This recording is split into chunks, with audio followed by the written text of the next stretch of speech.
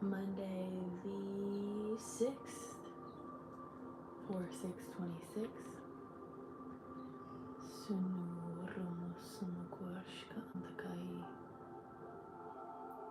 Miniamas Unukua. Second or third.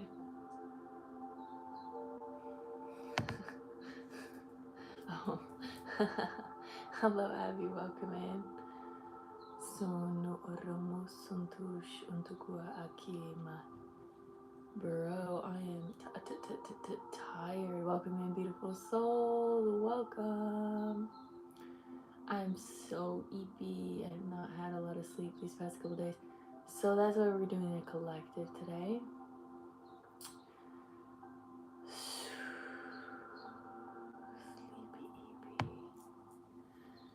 Sleepy eepy. Oh, Abby, great. I'm glad that you sent that. Abby, if you're still here, I don't think I'm going to do sessions today. I'm sorry, love.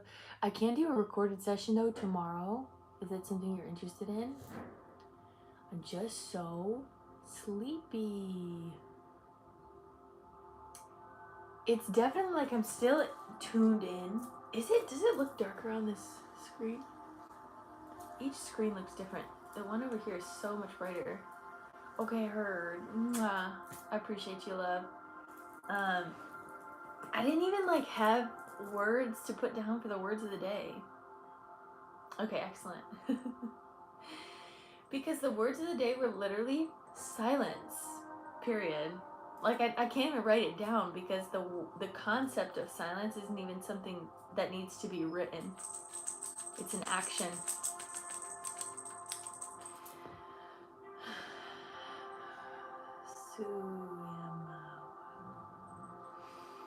As you can tell, I'm in a different location. I'm dog sitting my brother and sister-in-law, and their dogs, and my cat is here with me, and my cat has been a literal pain in the butt. But that's okay. Relax in your field.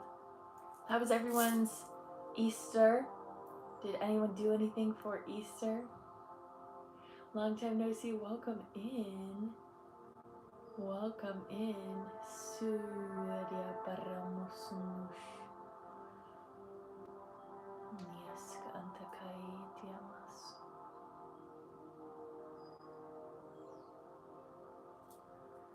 And what we were talking about yesterday, or at least what I was talking about yesterday on TikTok, I had said something about wiping the slate clean.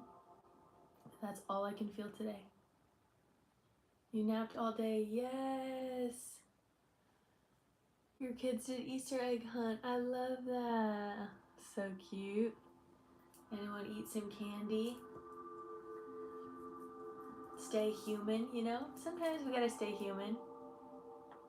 Was wide open last night. I sleep so much this weekend. I go nature.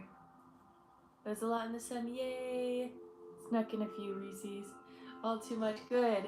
Be human a little bit, you know? On these magical days, we deserve to feel into our humanness.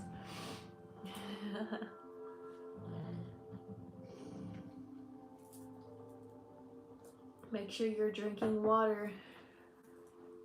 What did I do? If you do hear some moaning in the background, that's just the dogs. Very communicative with their sleeps.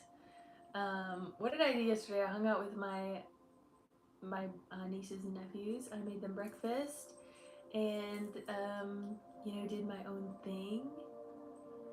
Connected with the divine through myself. I'm like literally trying to think of anything that I did, and I'm like, I don't know. Oh, I worked on my van a little bit, which was good. Coming together, y'all, coming together. I think I was like low-key delusional the whole day. Like my vision was kind of like, like blurry. I was so tired. I was up like every hour with Sheldon.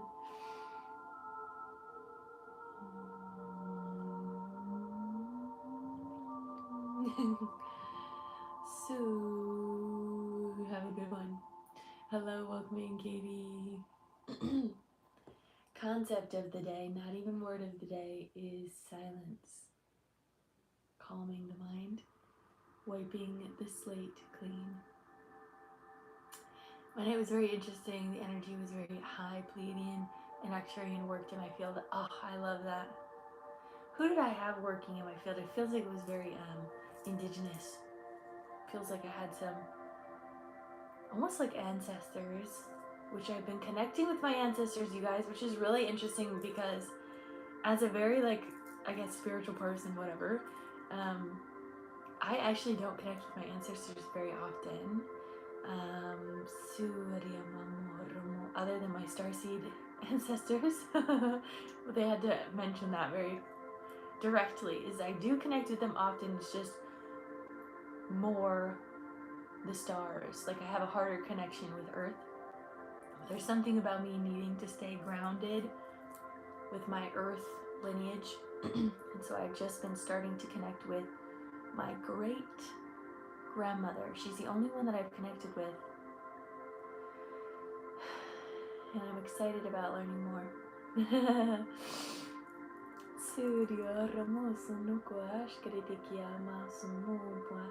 She is Sicilian, and she is just the sweetest heart.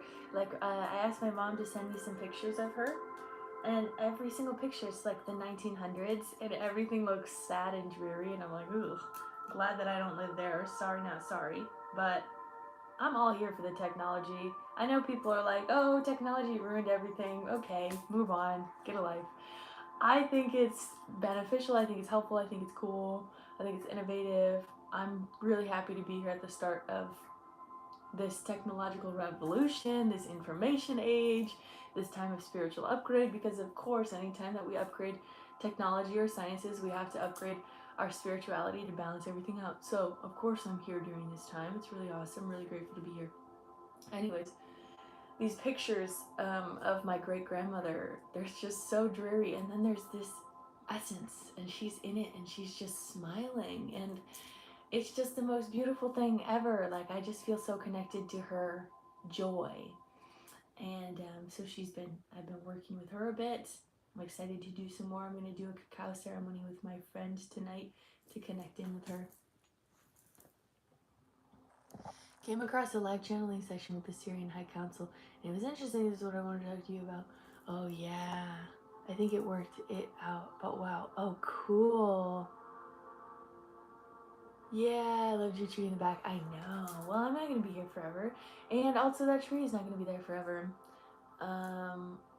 because I'll have a different location every day, and hopefully at some point when I do these lives, I'll have actual real life trees behind me. That would be swag. That would be pretty cool.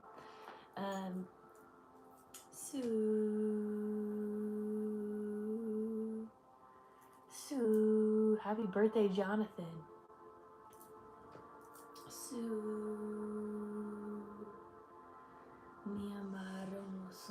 They just keep saying silence, Lydia. Be still, my love.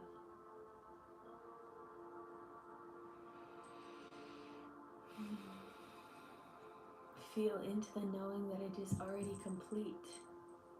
There is nothing more that you need to do other than surrender into what is already done. This is a concept I was kind of talking about yesterday, where we self-sabotage over and over and over again over the same thing. Like, we'll do something embarrassing, and then we'll shame ourselves for it, and then we'll remember the memory of that embarrassing thing, then we shame ourselves again. This is the same concept with a lot of us in the spiritual awakening. We're like, it's not here yet. I have to keep, anytime you think about the world changing, you're like, there needs to be more. And it's almost this way of like, almost self-sabotaging in a way, but not really. But it's like never allowing it to be enough.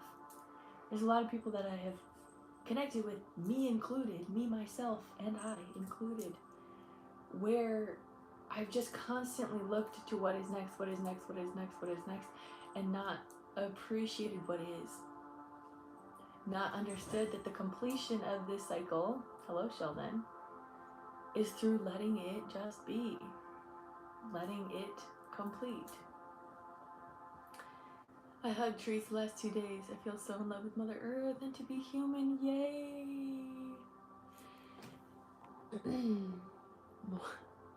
Genuinely, what is wrong with YouTube? I'm sorry, what is wrong with people on YouTube? Are you guys okay? Hello, how are you? Welcome in. 10:10 on the clock. Thank you guys for being here over on TikTok and on YouTube. I appreciate those that are sane on the YouTube platform. Grand Rising, welcome in. Welcome, welcome, welcome. It is good to be here again.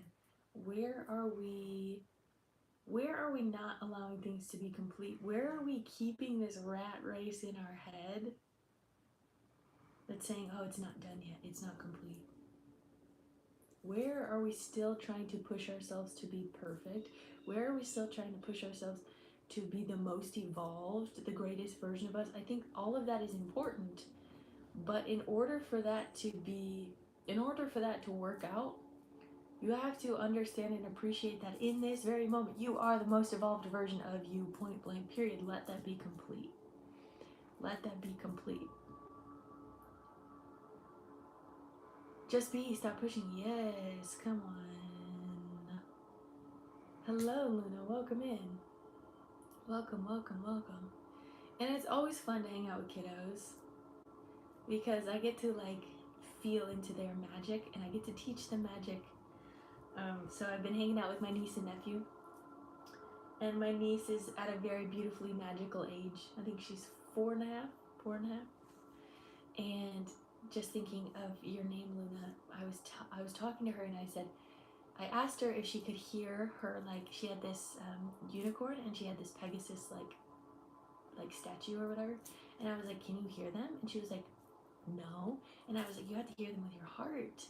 And I was like, do you know their name? And she was like, no. And I was like, well, listen, what is their name? And then she said that one of the unicorn's name was Luna, which I just remembered, but it was just really cute. And I was like, oh, I love that. Now you listened. You're gonna be able to start hearing when you listen with your heart. So it was really cute. I love kiddos and I love teaching them magic. Oh, yay. There was Luna, and then the Pegasus's name was Pinky, which in my head it was Rosie. So I was like, oh, that's awesome. I love when like our psyches kind of like align in that way.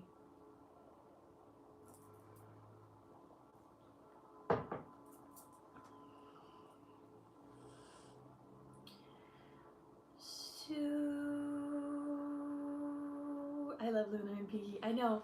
And then the whole rest of the time that we spent together, she just kept talking about, well, because I told her what a Pegasus was, and she just kept saying Pegasus. And she was like, let's go to Pegasus land. Let's go to Unicorn land. And then I was like, I think they might have like a long lost sister. Where can we find the long lost sister? And she was like, in Lost Land. I was like, yeah, we gotta go to Lost Land. And we just made up these magical realms, these magical things. It was so cute. I just love playing. I just love playing, and I love allowing children to play, because my niece, she can be very analytical as a child, which is really cute. But she's like trying to learn to navigate what is real and what is not real. And I want to allow her to believe in things that you don't see, you know, because it keeps your mind much more active and keeps your mind much more open. Because when we're only being taught to believe in what we physically see, it's such a limiting concept. The things that we physically see is like 1% of reality. Allow more imagination and see clearly, yes, because the simultaneous chakras, the third eye and the sacral. The sacral is where we hold that inner child, that imaginative space, the creative space. So if we have that creativity closed off, it's going to balance out with that third eye. And that third eye is going to be a bit more closed off. So in order to open the third eye, you have to connect with your inner child. Your inner child has to be free enough to imagine and to play, because using your third eye is an active imagination. It's active imagination. Because if you go into your third eye and you're like, all I see is black, all I see is nothing, what are you going to see? You're telling yourself what you're seeing. That's what you're seeing. That's what it will be. And that's okay if that's what you want. But you also, if you do want to open your third eye, give yourself time to play. Don't take it so seriously. The point of the third eye, in my opinion, is to have fun, to imagine, and to create. It doesn't have to be so serious where it has to be one particular thing where you go in, you connect with your third eye, and then you start to have all of these visions. That'll take time. Sometimes that'll activate for some people if that's how your body is ready for it. I've been very imaginative since I was very young. I don't think I ever disconnected from my imagination. And so for me, the visions came pretty intensely, pretty quickly. That's not the case for everyone, and that's okay. Connect with your inner child. You'll connect with the other realms. I watched my son run in the rain yesterday. Oh, I love that. I love that so much. Pure magic. That's magic. Holding presence, right? That's magic. Play is the best way to learn. Yes, it is. Play is the best way to learn. I got you, Danny. That's what I assumed. I love that. Playing in the rain, playing in nature's blessings, right? Oh, this is something really sweet yesterday. So I was reading this book, The Four Agreements. If y'all have read it, you know it's gonna hit your soul deeply. So it hit my soul pretty deep. And as I'm reading this book, by the way, I'm like, oh, I should write a book. This book for some reason like hit me where I'm like, and I've read so many books where I'm like, people have told me like you should write a book, but this book for some reason is the one that's like, oh, you should really write a book, because I think the way that he wrote it resonates so much to my soul and how I would write a book. Anyways, so I was reading this book, and then halfway through, my soul was like, you've got to go pray with your sister-in-law. And I was like, my evangelical days are back, let's do it. And I got up and I was like, I'm about to go to bed, but I was wondering if I could pray with you before I leave. And she was like, yes, of course. And I grabbed her hands, and like the second I grabbed her hands, like I can feel this burst of energy move through her and move through me, and I already started like, my voice was quivering, and I was like I'm about to cry. And I just prayed for her over the trip, because there's a lot of story times here, a lot of lines here. Mine come together. I'm a little sleepy. Okay, so anyways, I was telling this prayer, and I was like bringing in the angels around the trip, around her child as they're going to do a procedure. And it was just so beautiful. The spirit that was moving through the both of us, and moving through our hands, and moving through the connection, because she recently just started going back to church, because we've been talking about this concept of, you know, really needing a spiritual aspect in your life. And so for her, she's like, oh, church. And I love that. I love that she's learning. I love that she's like trying to figure it out. I just think she's smarter than that. And I think there's church for everyone, certain churches, but I think she particularly is a little bit too intelligent for the churches that she's going to. And so I asked her how her Easter service was. And she was like, actually, it was like kind of mid. And she was like, sometimes the Easter services like would really hit me like in the past, but this time it just like didn't at all. And I was like, oh, that's kind of a bummer, but yeah, whatever. And she was like, I think maybe it was because my kids were there, and I don't know, maybe I was just more distracted. And I was like, well, I also think like if your kids are there and the Holy Spirit is really present, like that means more, like to have your kids and to feel the Holy Spirit.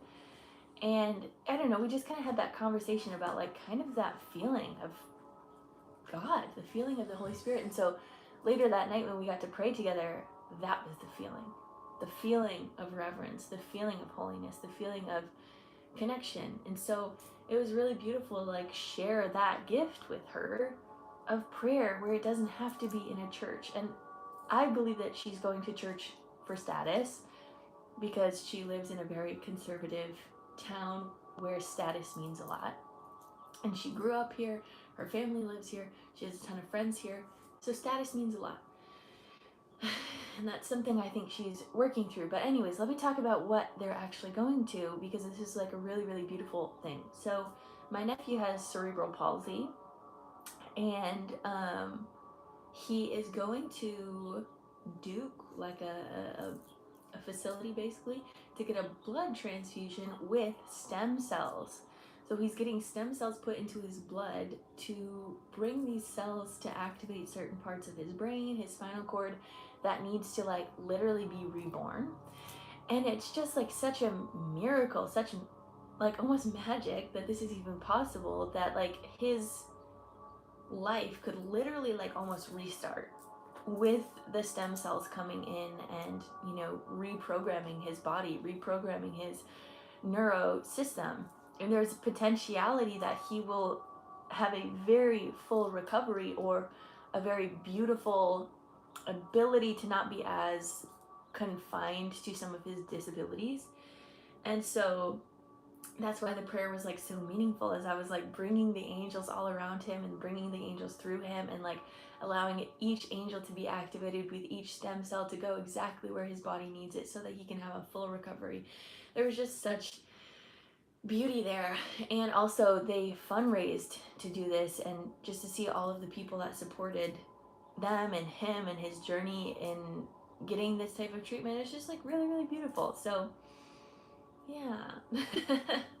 Duke is moving more into holistic medicine. Yeah. They have someone that goes around doing Reiki in the hospital. Oh, I love that. Oh, so that's interesting that you even say that. I work with Duke. That's amazing. Oh, yay. So that's interesting that you talk about that, Danny, because I actually talked about you to her at one point, because I always talk about my work because I love talking about it, but she's a nurse. And so she had asked me, she was like, do you think that like a healer can be like a full career, like in a hospital someday? And I'm like, yeah, I think it already is. Like, I think it's already something that's relevant, and that's something I would love to do. I don't necessarily think that that's where I'm meant to be, but I think there's going to be so many more healers in the hospitals, and I even like know someone that's like doing that work or trying to do that work. And it was just really beautiful to have kind of that reference point, and I just can't wait to see more. I can't wait to see more. I can't wait for people. I can wait. I'm very patient, but I'm very excited about more of this type of work coming into the sciences, right? Like I talked about, the way that we have to evolve with science and spirituality together. If we only evolve with science, we're going to die. And what I mean by that is we're going to die spiritually. And there's going to be no purpose to life, and then it's going to in some way destroy itself, because the logical mind needs something to focus on. But if we have the combination of the soul gives us this like motivation to live, this enjoyment of life. So if we have enjoyment of life, motivation to live, simultaneous with sciences and studying the natural things of reality, the physical reality, then there's a simultaneous like evolution that goes upwards. But if we just have spirituality and no sciences, honestly, I think it would be fine. I think in general, you just have to have a connection to some sort of source. And another concept that I was everything has to be balanced. Let me actually think about that. If we just had spirituality and no science, I feel like we just wouldn't really evolve. We wouldn't really evolve very much. We would just be like worshiping, which I feel like is like the angelic realm. They're like, hey, we're evolving. Okay. I think everything is evolving. I think you can't not evolve. Anyways, lots of thoughts today. Lots of thoughts today. Thank you guys for being here. There was something else I wanted to talk about. Something else I want to talk about, because I have an undergrad in human development family studies, and so something we talked about a lot in my undergrad is nature versus nurture. And we also talked about this concept of, is it better to be a parent that has so many things for your child to do, so much structure, so many activities, constantly doing stuff, or to have a child that is very free and allowed to do whatever they want to do. We had to talk about this and debate this and write papers on this a lot in my undergrad. And it's always both. Everything is always both. It's always balanced. But something I was talking and thinking about with my sister-in-law is I felt like I was more on the wild side, where I didn't really feel like I was taught or given a lot of structure. And in that, yes, it caused maybe a little bit of inner conflict. But then I was like, but I still felt like I was being taught. And I still felt like I was being in some way domesticated. And that could have been by societal standards, by the societal dream, but also, I think, by God. So I think that when I was given so much more freedom and wilderness within myself, freedom to do anything that I really wanted to do, the more that God was able to connect with me and I was able to connect with God, because I needed structure, I needed someone to look up to, and so God became that for me. From a very young age, I was very connected. And so then I, even at a young age, was teaching my mom how to take care of herself. I was teaching my mom how to love herself. I was teaching her all of these things that for some reason I knew. And I was trying to think about that with my sister-in-law, and I was like, I really just think that that's God. So I do think that there needs to be that balance of, you know, societal programming to an extent, right? Like, we probably need to learn language. That's a programming, that's a domestication. But do we? It's all about balance. But we also have that inner language, right? That light language that is taught via God with your wilderness. And if you're not allowing yourself wilderness or freedom, that probably isn't going to come forward as much. Thank you for the roses. Thank you for the gifts. Yeah! That was awesome. That was a good one. I liked that. Starry fluff. That's great. I think it depends on the child and how they thrive. I agree too, right? Everything is balanced. And balanced to that individual, right? Because each child has a different temperament. Each child has a different personality. No one's going to be the same. But it's also based on the societal programming at the time. So each child is going to be different because they're born in a different time. And the societal programming that is ingrained in the body, whether it's by parents or not, automatically comes in. So for me, as a child born after 2000, I just have a completely different way of thinking than all of my older siblings. I just am different. There is a difference in the reality. And as I was born in 2001, so I am able to like observe the older generations in a way that they don't understand me. And it's very fascinating. It's very fascinating. It's giving South but not. Oh my gosh, it's so hilarious. I don't know why I have like accents. I don't know why. I pick up on so many accents and I just accidentally play them out. Sometimes it's Southern, sometimes it's like Canadian, sometimes it's like just weird. I don't know. I am from Michigan. There's no reason for me to have accents, but I do. Especially if I'm getting into a flow, I'll get a Southern accent when I'm in a flow.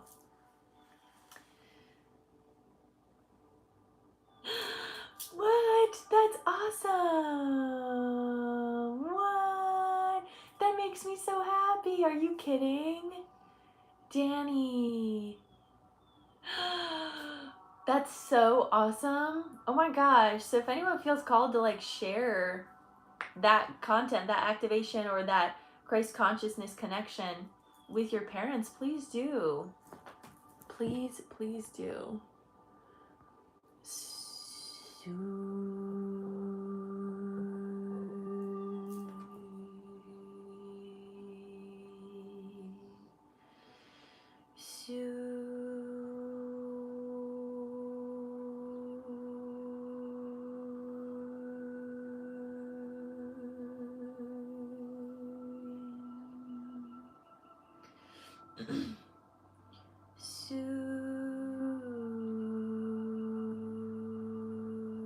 My 73-year-old mom loves you. What?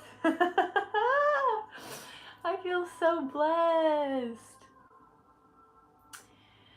So it just comes. Yes. I love that. This is what I believe. Oh, yay! Yay, yay, yay, yay, yay, yay, yay, yay, yay, yay, yay, yay. Yay, yay, yay. That makes me so happy. Oh, my heart, it's so big. It's overwhelmed. I love that. See the accent, where does it come from? I don't know. I don't know. I get an accent. I don't get it. I don't know. I don't know. I'm just a combination of all things meshed into one.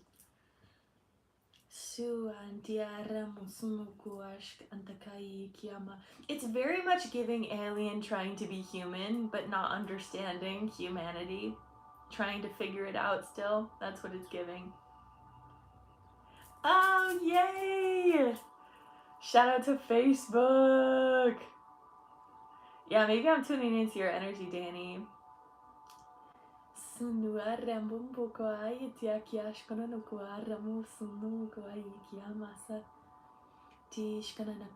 People tend to not like, though, when we bring out the light language and then they're like, what are you doing? What type of witchcraft is this? Perceive it how you will. Right? Like if someone perceives light language as something like negative, as like a spell being put on them, then they're going to receive it. That's just how it is. That's just how it is. They're going to tell themselves that that's what it is. And so sometimes it's not necessary for some people to tune into my content. And I know that. I know that I'm a niche, you know? I'm a niche. But hopefully someday I hope more people will come to understand this type of stuff. And it's coming. It's coming along. It's coming along. It's really exciting. The world is changing.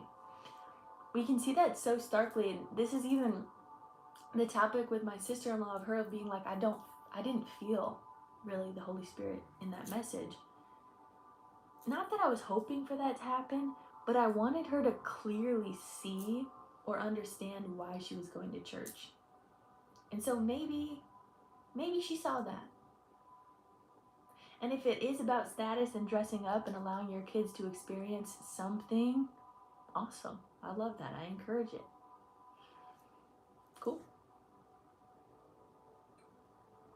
But I am not going to encourage telling people that they are undeserving of beautiful things. I am not going to encourage telling people that they are only born sinners and they will continue to sin and they only can repent, basically, is all they can do in life. I'm not going to encourage that. I'm not going to encourage what I feel is a fallacy or what I feel like is harmful. Because in my idea and understanding of spirituality, that is black magic.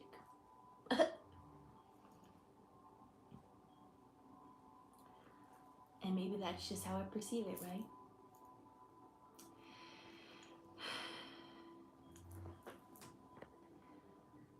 So,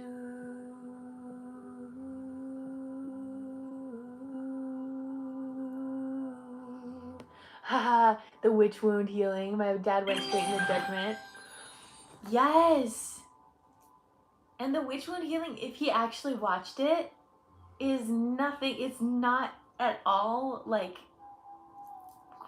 witchy, if you will. The witch wound is the healing of inner wisdom. The witch wound healing. Instead of using that weird light language, I was really shocked I ended up tuning out of it. Huh. Yeah. Trust yourself as always. Thank you for the dolphin. Thank you to everyone that's here, by the way. I appreciate y'all. Thank you for just chit-chatting today in this beautiful collective. As always, I love being here. Meteorites. Tell me more, Jen. I love off-topic things. Never feel like you have to be on topic. We're always bouncing around. Tell me more. Because that feels like relevant. Like it feels like there's something there, but I don't know what it is. I need some connection. Mary Magdalene, he was like, she had demons. Oh my gosh. He went quiet.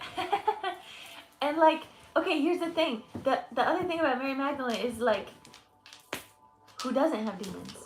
if you're claiming in Christianity that you were always born a sinner and that you always need to repent because you're such a sinner, wouldn't you also have demons? The 7 deadly sins, that's what they got taken out of Mary Magdalene. That was the point. It was the connection of the physical release of the 7 deadly sins. Anyways, throw the first stone. Throw the first stone. You can't. Insane, especially if you work so much with the galactics. I have El Campo. I'm gonna have to. Nigeria, welcome.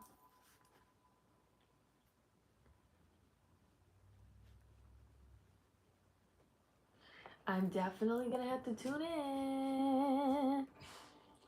We came here to experience dark. Okay, I'm reading the 4 agreements again. If you guys haven't checked out the 4 agreements and you've thought that you've read it because I thought that I read it, but I actually didn't, actually read it again. Because it talks about, and we've talked about this before, is this concept of hell on earth. Hell on earth is an experience that is given to those when they believe that they deserve hell or that others deserve hell. When you are casting a spell of saying that someone else deserves hell, what do you think you're casting to yourself? Because every spell that you cast through words, because all words are spells, spelling, all words are spells, what do you think you're casting back to yourself? Everything is a mirror. You're telling someone else that they're going to hell because they're doing something. You are living in hell. Get yourself out of there. Tell people this is a reality of heaven on earth, and that's what it is. That's why we talk about the Garden of Eden. That's why we talk about the New Earth. That's why we talk about all these things, because that's the reality that we're creating. And what we're doing is changing the collective dream. So we can have our own individual dream. That's the dream that we're wanting to live out. And, you know, our own individual dream can sometimes be affected by other people's dreams and what they want of us. But you don't have to accept it fully, right? And then we have the collective dream of what the collective consciousness is wanting for reality. And that collective dream can change when more of us and many of us believe in the same thing together. And that's what the New Earth concept is. That's why so many of us are so passionate about this concept of heaven on earth, of new earth, Garden of Eden, coming back to the divine matrix, all of these beautiful things, because that's the reality that the collective dream is starting to tune into, and we're very happy about that. And when we tune into the collective dream of the divine matrix, it is much easier for all of us to respect one another's individual dream without projecting hell on earth to them. Because misery loves company. This is a phrase, it's so interesting. This phrase has been stuck in my head for like the past 4 or 5 days.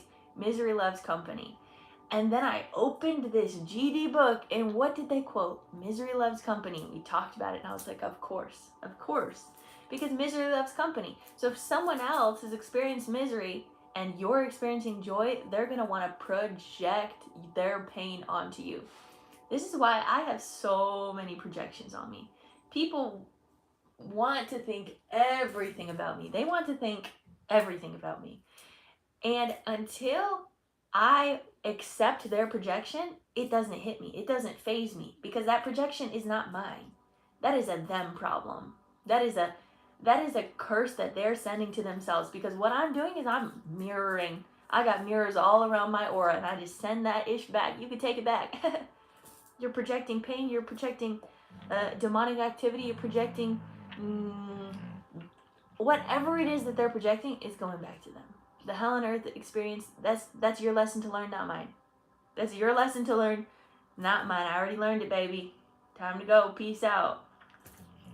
That's how I feel about it.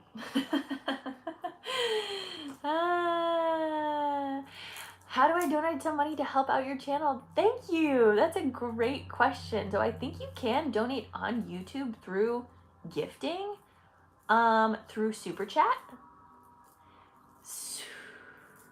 But I don't know. See, it's so hard with YouTube. YouTube is the thing that has been teaching me the most about projections.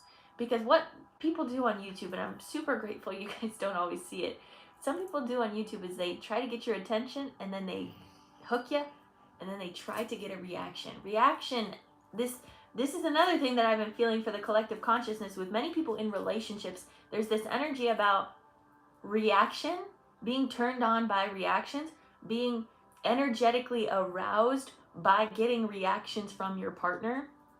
That is something that we are starting to release. And this isn't going to fit for everyone, but those in relationships where your foundation or the relationship has been built off of arguments, or have been built off of anger, or have been built off of frustration or disappointment in one another, there tends to be this energetic arousal, because you're like, oh, I feel alive. I feel alive when I can get mad at you. I feel alive when I can get frustrated at your energy.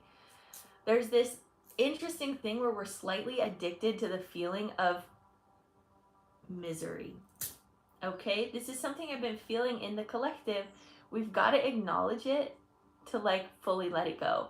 And I noticed this in my last relationship where I was like getting mad for like literally no reason just to feel something. And I was like, I should stop that. I should probably stop. That doesn't feel like that's right. And again, this isn't going to resonate with everyone, but I've just been observing it. Like, I even went to the grocery store the other day and I was like walking past a car and I looked in the car and they were like actively arguing at each other. And I was just like, oh, gonna go about my day, just keep walking. But there is this conflict energy that I have been feeling in the relationships. Is that how you feel, Goose? In relationships. I'm leaning into response versus reaction and being okay with how it shows up. Yes! A few days ago and I'm really struggling. Oh, I'm so sorry, beautiful soul. Sending you so much love into your heart. I want you to understand that that is for your highest good. And I know you could probably logically understand that, but feel that in your heart. That you are allowing yourself to move into something even greater. Okay? Something even greater is coming. I had it when people get me to react. So many lessons, but it's definitely happening less and less. Yeah, I get. So this comes up because people on YouTube, they love reactions. They eat it up. And so this is going back to what we were kind of originally talking about, circling this all back together, is projections don't mean anything to you unless you accept it and react to it. Projections, like people always be saying stuff over on YouTube, and until I accept that, or if I accept that projection as something that is real to me, then I will take offense to it. But if I go, okay, that's someone else's problem, they're obviously projecting onto me, then it doesn't become my problem. Even though there might be like an evil eye, if you will, evil eye energy being sent to me, it doesn't matter because my energy is just reflecting that back. I'm not even consuming it. I'm not even allowing it to come into me because that person's opinion of me literally does not matter. Why would it matter? They know nothing about me. Anyways, so that's just another concept I've been kind of tuning into, is this idea of projections. And so if you guys have tuned into human design, I started sewing, your message was on point. Yes! I'm feeling a lot more conflict in the collective because it's being alchemized away for new work. Yes, that's what I'm feeling too. Specifically, right? Like in our relationships. And so some of us aren't in relationships. Yeah, let me go into human design here real quick. But some of us aren't in relationships, but we're kind of still feeling this energetic conflict. So what you can do for the collective is just kind of send in this harmonizing frequency. What I like to think about for collective relationship harmony is just like sending in 222 into the collective field and just like harmonizing back into balance, harmonizing back into unity. And as we've been talking about, the divine feminine and the divine masculine are coming together in order to create the divine union, and the divine union is going to trigger the broken union that we have built our foundational relationships on. And we're going to notice this a lot in what I would say is like heteronormative relationships, because it does feel a little bit different in homosexual relationships, in my opinion. But in heteronormative relationships where the norm has been that a man is dominant over a woman for a very long time. That is very much changing. And your relationship dynamic doesn't necessarily have to change, but it's the ideals, the societal programming around someone being greater than the other that is changing, the hierarchical thing that is changing, where they're coming into unionship. And that's important. Okay, coming back to human design. Human design is a lot.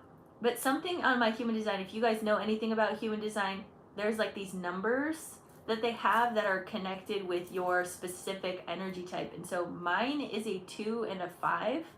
And I'm pretty sure the 2 is just like very wanting to care for everyone. I'm not really sure actually. But I know that the 5 line is all about projections. Like I have this huge projection field that people just want to share their projections on me. They it's literally, again, like I'm a mirror to them, and they just only see me the way that they want to see me. They only see me the way that they project me, which is why I also get confused about my gender sometimes, or like how people perceive me, because I'm like, I literally have no clue how you're perceiving me, because every single person perceives me differently. Like there's no one straight way that someone thinks about me. And I mean, that is with most people, but it's just very fascinating. So if you haven't checked out your human design, you haven't checked out your numbers, I really do suggest it, because it can be very helpful to really understand yourself and understand how other people also might think about you. And that's what I'll say about that. If anyone has any other information, oh my gosh, anyone has any other information about human design, please let us know. How do you find your numbers?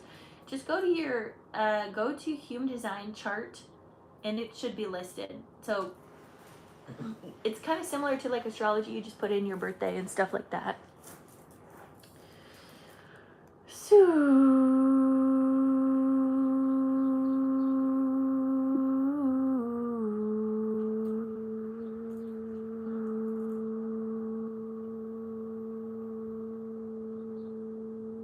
the angels are saying, Lydia, stop talking. So I'll stop for a second. And I also want to give the collective some time to just think, feel what's going on in your body right now, what's going on in your mind, and what's going on in your soul. How do you feel?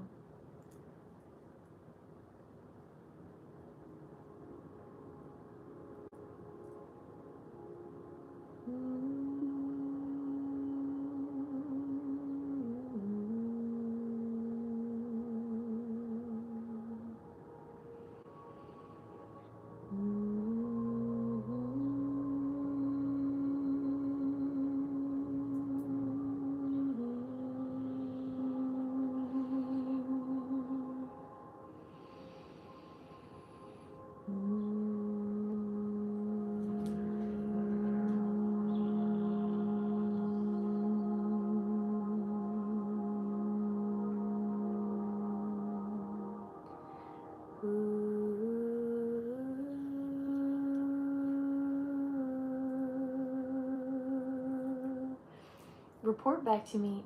Report back to me also for all of those that are looking at your numbers for human design. What numbers you get, because I'm curious. I don't know much about human design. It's not my like forte, but I know that it's important, and I know that it's an evolved version. That's interesting that that's coming up. Evolved version. It feels like an evolved version of like astrology. And it's a bit more grounded, it's a bit more embodied. That's the part that I like about it, is human design is embodied. It's very specifically in the body, and understanding the body, and understanding the way that your body works. Maybe more in depth, not more evolved, more in depth is maybe a better word.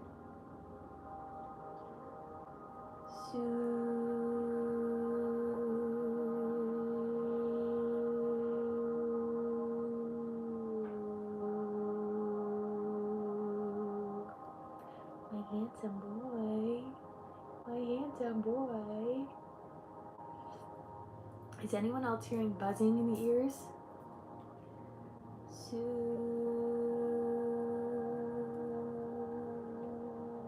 The first is the conscious mind, second number is our subconscious.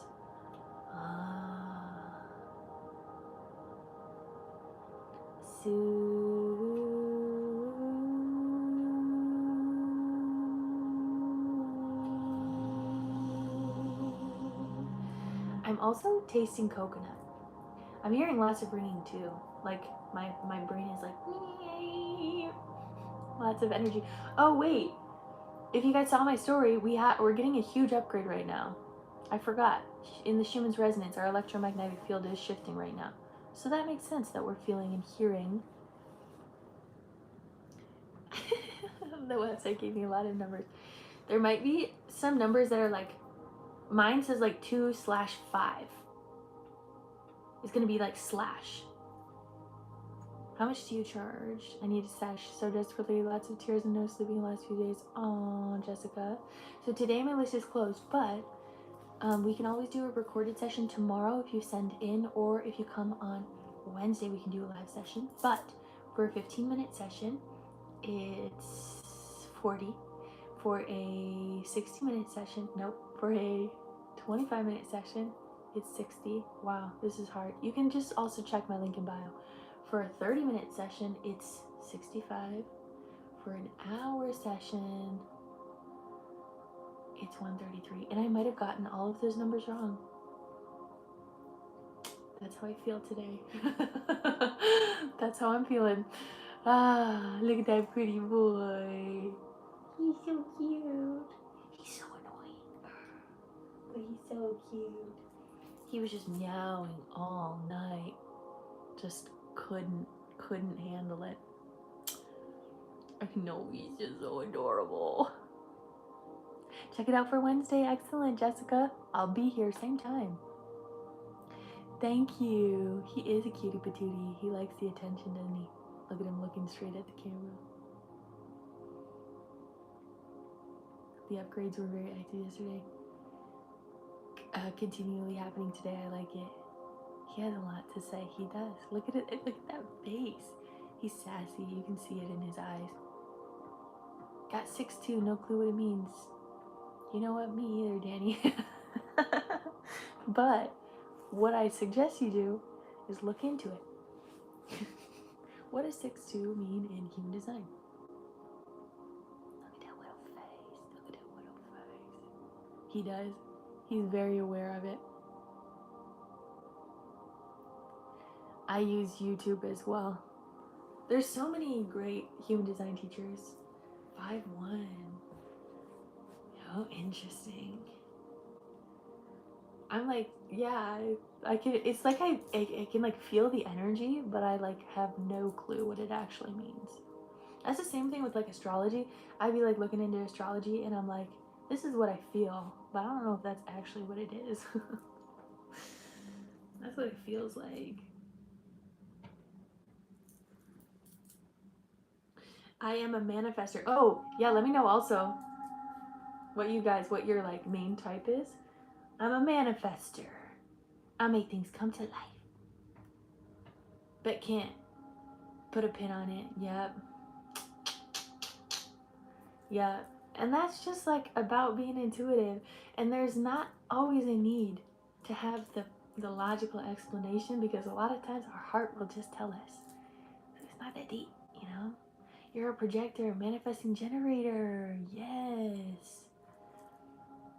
6 role model, 2 hermit. I love that for you, Danny. And it kind of feels right. It kind of feels right.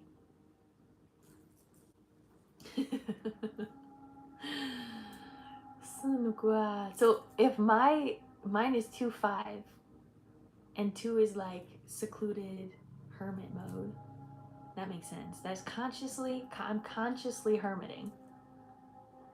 And then 5 is kind of like this. All I know is that I get a lot of projection from 5. Oh, wait, something about being a teacher as well is what I feel about 5. So like I'm a hermit teacher. Love that. I'm like a little turtle. A sea turtle specifically. I'm a Virgo, which is the hermit in tarot.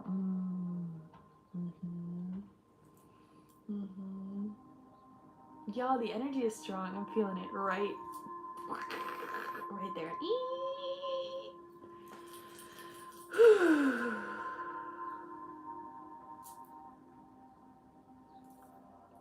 Did anyone do anything sacred this weekend? Anything holy? Anything that felt good?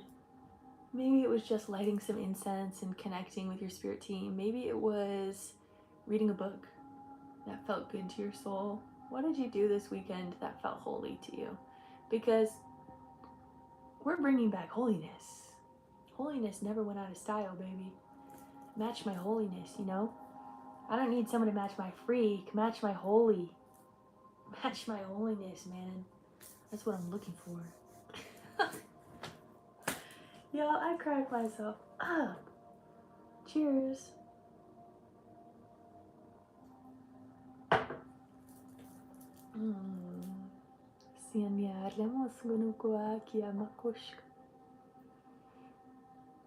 Here's my truth. I need someone that's autistic.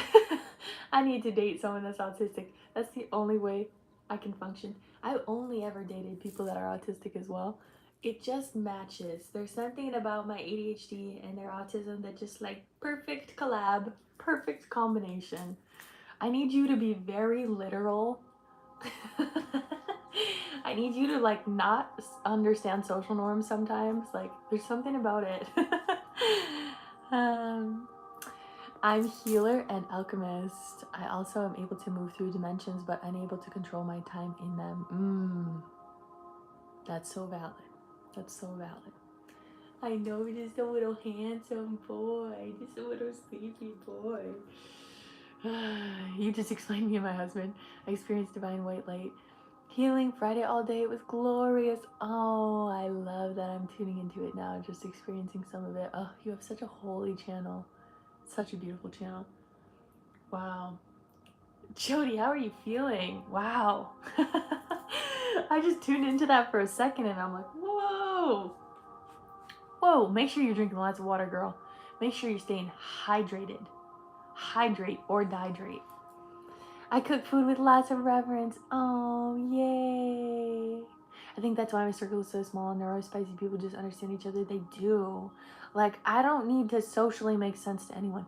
That's my thing about being around other people and other healers is they might expect me to, like, know social norms, but I'm like, I don't really know what I'm doing. Feels like it's my first time here, you know? Feels like I don't know what I'm doing.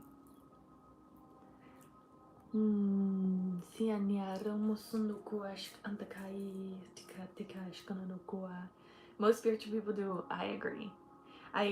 But what I have found is that, like, for me, I couldn't date another person with ADHD. Like, that's just too much. That's a little bit too much for me. I need someone that, like, has a hyperfixation on, like, one thing and just, like, stays there. I'm like, I'm gonna go think about everything in the universe. You think about one thing. That feels good for me. That feels good. Do you enjoy trains? Awesome. I'll buy you trains for the rest of your life. That feels good to me. Stay consistent. Oh gosh.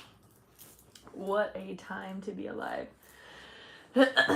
Hello, welcome in. Sometimes I feel like I'm doing stand-up. Yeah, I just need a mic, y'all. If I get a mic, it's over. It's over. I'll start making like weird ASMR sounds into the mic. It's just, don't do that, actually, Lydia. He's sports all the way. I study the universe. How it works. Yes, I love that. I need a grounded protector so I can explore my spiritual upper realms. Yes. We're always doing stand-up. Yes, you have to. That's what makes life fun. Just be fun. Enjoy yourself. Play. Make silly mistakes. Be stupid. It's fine. Laugh at yourself. I have to be learning to feel mentally stimulated or else I start feeling like my life is falling apart. Yes. Yes. Spirit said be silent and I just keep talking. Okay, let's take some water. Let's come back. Ugh. Drink the holy water. Blessings. What a gift it is to be alive. Oh, thank you. Super cute. Yay, yay. Match my holy. Match my holy freak. Feeling into the heart space here. Ooh, there's just like this giddiness, this enjoyment, bliss, fun, liveliness, maybe even a bit of mania. But it's this energy of going up is kind of what I feel it to be, right? Because I see energies going up and down based on cycles. So as I'm feeling this going up, it's not like it has to be seen as something bad, but it's more of something that's like we're going in an upward trajectory. Enjoy the upward trajectory without trying to dim your light. Enjoy it. Be the candlestick in the dark world, mama. Come on. And they're saying also eat your vegetables. So anyone out there that needs to hear that, eat your veggies. They're good for you. Good fiber, gets your body moving.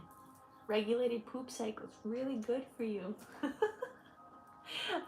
Never mind, we'll stop there. We'll stop there. Hi. This is only collective today. I'm a little bit slap happy. Next week is my 40th birthday. Vienna again with my friend this time. Yes. I don't know how to say that. Schra, show, Schonbrunn, Schaubrunn, Skobrunn. I don't know. This time, the palace. And I'm really looking forward to it. There's also a zoo and a castle. Oh, I love that. Back to Vienna. Back to back Vienna. I love that. Yes, Astrid is in Austria, and I had a message for her multiple weeks ago that she needs to go to Vienna to go look at some ancient bones, and she went last week. She had this opportunity with her job to go, and they like had a trip for her, so it was like really beautiful that it was already set up, and now she's going again, which is really awesome. Thank you. I'm glad you're here. I love your energy too. We're divine reflections of one another. I would love to go to Vienna. I don't know why. Maybe because there's a song about Vienna, but it feels like it would be a very nice place. Somebody match my holy. Sunukua riamos sunukua skrikia kia mpai diapo sunukua anka mash moa. The angels are so happy. They're so happy to be alive. They're so happy to be here. They're so happy to be present within all of us. The amount of angels in this collective is insane. We got 1 mil and up angels. Each of us has like a brigade of angels surrounding this collective. It's magical. There was a shift in how people saw me. Yay, Pooja! Yay! We were talking about that. That's awesome. Respect, reverence being given to self and then for others then to perceive that through you. That's awesome. Each of us has that opportunity because of course literally everything in our reality projects outside of us. How you respect yourself is how others respect you. How you respect money is how money will respect you. How you respect your food is how your food will respect you. How you respect your body is how your body will respect you. How you respect your children. Actually, I can't really speak on that. I don't have kids. So that might be a different topic. But maybe they'll respect you. Oh, thank you for listening. Jesus loves you. Turn to him. Come home. Yes. Praise, girl. Get it. Get it. Get it. Love to all the collective. Yes. I love the way that you spell words, Astrid. I love that you... There's so many people in my collective that are not from or are not English speaking. And it warms my heart so dearly. But I wish it was so much easier for me to learn languages. Right now, I'm learning Spanish and French. And it is hard. French is hard. It is very hard. I was not expecting it to be as hard as it is. And maybe I'm just not good at learning languages, but maybe that's a projection I put inside my own head. Maybe I could do better. Let me just know. Spirit, give me the info to learn French so that I don't get yelled at when I go to France. I don't want people to be mean to me. I'm sensitive. We love you, Astrid. We love you, we love you, we love you. No, I genuinely enjoy how you spell things and how you like sound things out, because it makes a lot of sense to me. It makes me happy. I mix French with Spanish. Yeah. Aww. Oh, yay, I love that. That makes me happy. Elaine, you've been such a beautiful gift in my life as well. I just want you to know that.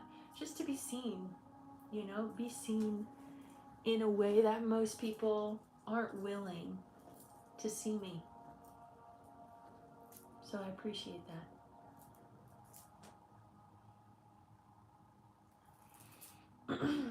Oui, oui.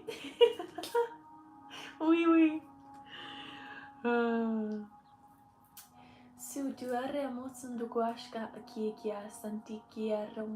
Let's see what else wants to come in. So I'm seeing a divine tree, the tree of life, the mother tree, the mother tree, the mother tree. The tree of the inner earth is coming forward. This divine tree of life. It is the tree of the Garden of Eden. Tree of the knowledge of good and evil. They're showing me. They're saying humanity took the path, like we talked about. If you hadn't seen my latest YouTube video, go check it out. There's a lot of good information. So we understand that we were in the divine matrix. We took the choice, we made the choice to fall into dissension, to fully understand the consciousness of the universe.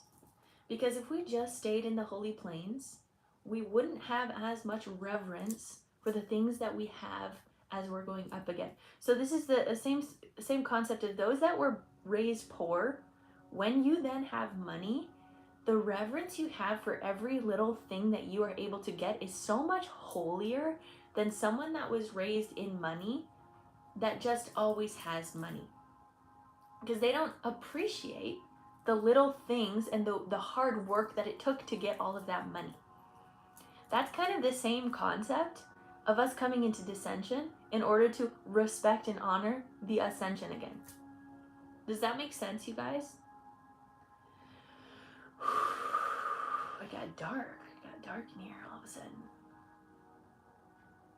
That's a concept that we are understanding now, is that we're coming back up into that ascension. We're hitting that threshold right now. We're at that threshold line of going up into the fifth dimension. Living before finding you. You and this collective opening my eyes to real life. Yes. So you ascend yourself. Yes. Because it's an active choice, right? There's many people on this plane right now that are not choosing to ascend, but the collective consciousness itself, the collective dream, has chosen ascension. So whether you actually chose ascension or not, the collective right now is still dragging everyone up. Because that's where we're going. We are in the momentum of consciousness, and the momentum of consciousness is now going up to a level that is really beautifully connected to the fifth dimension. In this lifetime, not everyone has to choose. But here's the other thing. If your dream is very out of alignment with the collective, you're just going to go your own way. You're going to find your own path, and that path might be going back down into dissension. Maybe that the majority of the collective in this consciousness is choosing ascension because we were in the dissension for long enough. And something I've talked about is when we were at that low in dissension, the very bottom part of dissension was, in my opinion, the death and the resurrection of the divine consciousness within Yeshua. Thank you for the paper crane. That was beautiful. I believe that he and Mary Magdalene were key codes of divine ascension. They were the ones that were like, flip it back around. Even though there has been many other leaders and teachers and guides, they have made the strongest impact in the overall community. Because what are the major religions, the Abrahamic religions of Judaism, Christianity, being Muslim? I think those are the main three. Hinduism. Oh wait, Hinduism's not in alignment with the Abrahamic religions. So those main Abrahamic religions all have connection to Jesus in some capacity. Even though I know Judaism doesn't necessarily. But in some capacity, they follow the same timeline or the same lineage of spiritual knowledge. So their ignition ignited a lot of consciousness when they came into the plane with a divine feminine being and a divine masculine being coming together to create divine unionship through their spiritual practice. That created a pathway for much of reality to go into ascension. Even though after the death and resurrection of Yeshua, there then became more persecution, more religious persecution, all of this stuff that might actually make it seem like it's going further, 11:11 on the clock, might make it seem like we're going further into dissension, but it actually was the energetic pushback of going up. If that makes sense. Might not, that's okay. If it doesn't resonate, let it flow, baby. And of course, as I always say, my background is in Christianity. So that's the way that I understand and speak things, because that was my foundational energy. If someone else's background is in something else, that's awesome. And for me, I'm going to celebrate Easter because that was my background. But it doesn't mean that everyone has to celebrate Easter.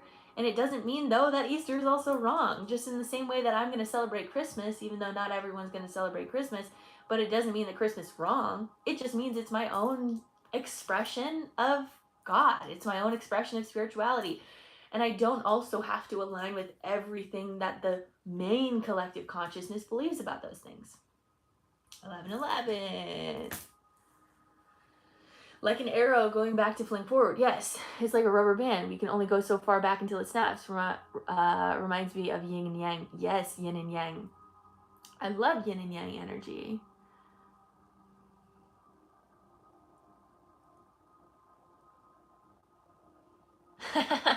Thank you, Emilio, on that Spanish language tip.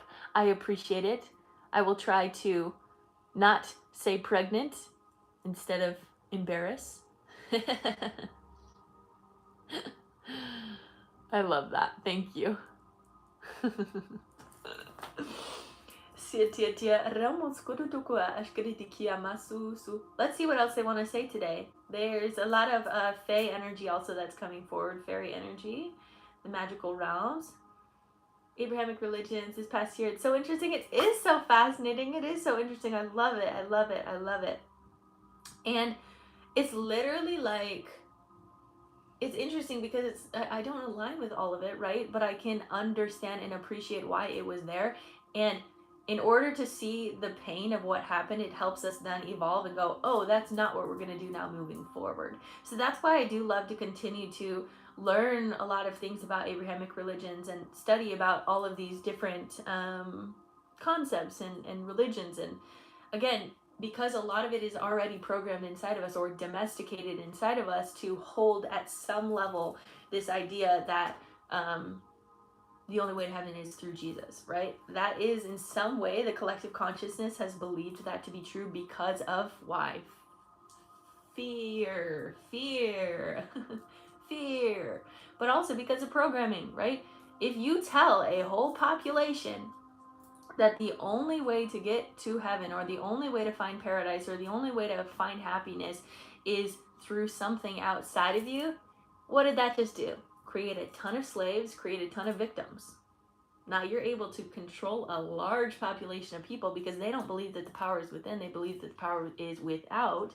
And so it's so much easier then to have them follow one direct leader outside of them because they already believe that in religion. So why wouldn't they believe that in politics, in military, in family dynamics, where they don't believe in themselves, but they believe in other people? Now that doesn't really make sense though in our soul, because we are all children of God with the divine spark of life within us, and no one and nothing can take that away. This is what we've been talking about this concept of divine innocence. You can understand that the world around you has pain, holds pain, is in some way hell on earth experience for some people, but you don't have to tune into it. You can choose divine innocence, divine holiness, divine love, divine life. It's a choice. Because everything's a choice. Because this earth was built on free will.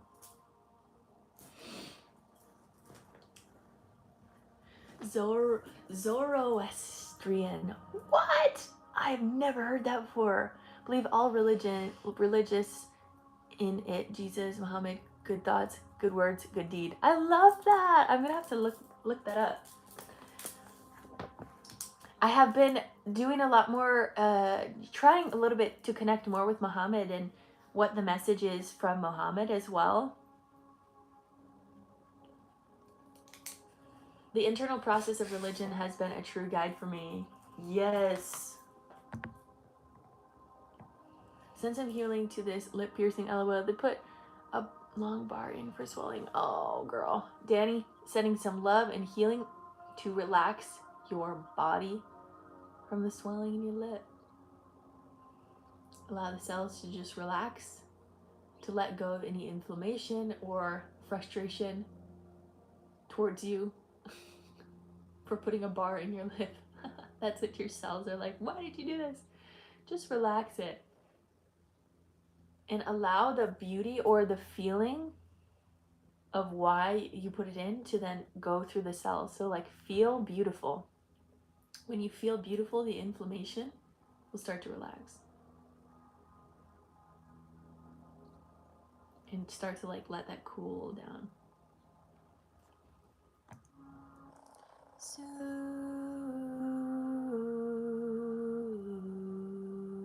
oh, the rubbing, it's rubbing your teeth.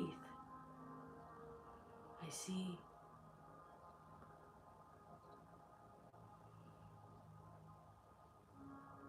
Yeah, that's a little bit difficult. Teeth are always probably the hardest for me to connect with or tune into because they're so dense. It's literally like their own crystal. It's their own consciousness. What an interesting feeling. That's so interesting. It's so interesting.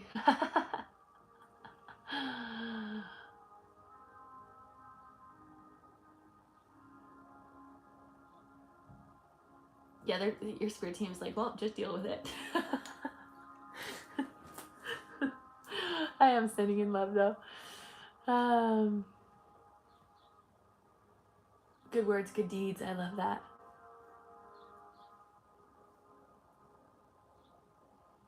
Yes. Yeah, definitely, Astrid. You can book one. I will do it tomorrow though. Today I have some other sessions I'm going to be doing. And I'm also going to be receiving today because, guys, I've been learning. I need to receive. We've talked about this a lot before. I have a hard time actually really receiving. And I know that that's the lesson that I need in order to help heal greater, is to allow myself to receive healing or allow myself to let my energetic guard down. Because you guys see me in a healer or like a teacher mentality. It's a different energy than when you're receiving a healing. And when you're receiving a healing, you have to let go. And for some reason, when I'm doing that, I have such a hard time doing it because I'm always thinking about how that person is healing or like what I can learn from that or how I can learn. And I just have to stop thinking, just let go and be present with my body. It's hard.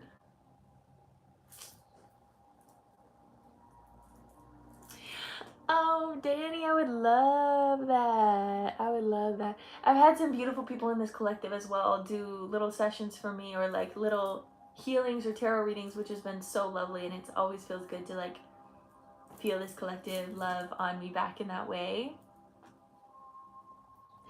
Well, I should be able to do it just by tomorrow, Astrid. And I'm always down to do recorded sessions.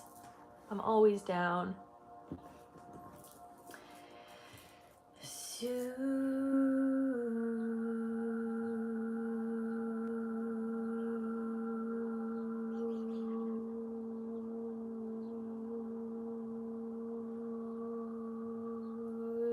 And that's why I'll say a quick promo to me if anyone is interested in energy healing sessions with me, and you're not on the list today because we don't have the list open. You can do recorded sessions. You can go to my link in bio, go through my service link, and send in for a 15 or 25-minute recorded session, or you can book a one-on-one with me, 30-minute or an hour session, whatever feels best to you. So if that's something that feels pulled on your heart, if you're feeling connected to this energy in some way, and you're like, you know what, maybe that's what I want to do, listen to it. If not, that's okay too.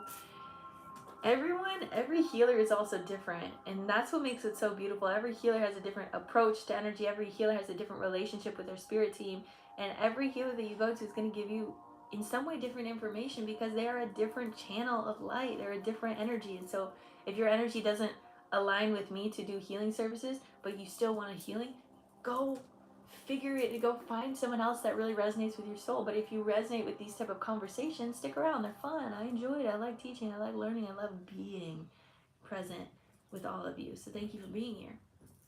I know, he is so freaking cute. He's so sweet. He's so adorable.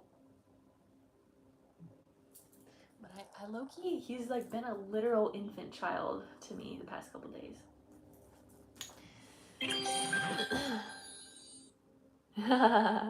We have the same gaze. Thank you for the roses. Thank you. I think I keep needing to see, or wait, oh my gosh. I need to know why I keep seeing 9/11 or 11/19 every day, everywhere. I've been told it is Archangel Michael. If you've been told that, that's awesome. If you don't believe that, maybe something else for you. What I would say, because, anyways, what I would say for 9/11 is this, there's this energy, they're almost, interesting. They're actually showing me the Tower card, which makes sense. And I'm wondering now if the actual act of 9/11 was like a physical Tower card. It was a physical representation of the Tower moment in consciousness, and we all had to witness it.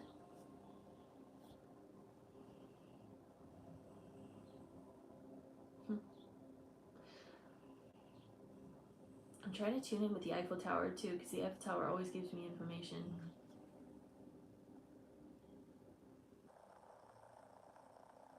Doesn't want to give me anything today. Connecting in with the Statue of Liberty.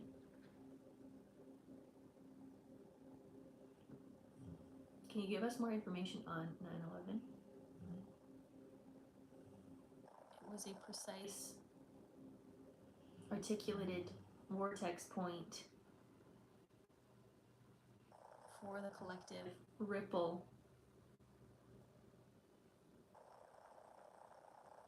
to change. A collective wound creates collective healing in the same way that collective war creates collective healing.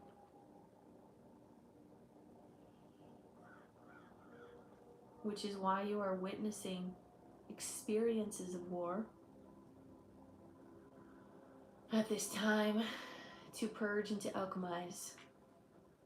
So what I'm feeling for you, Danny, for this is that in some way you're in alignment with the collective field. That's what I feel towards that. And that's your way of, like, anytime that you see those numbers, I want you to send love into the collective field and just send healing to alchemize from these collective wounds. Try to figure it out. Yeah.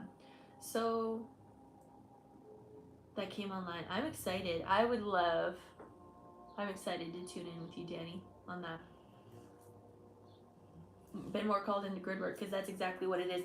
That's the Eiffel Tower and the Statue of Liberty are the places that I actually learned to do most of my grid work, which is I mean, if you don't know grid work, that's probably gonna sound really wild, but those two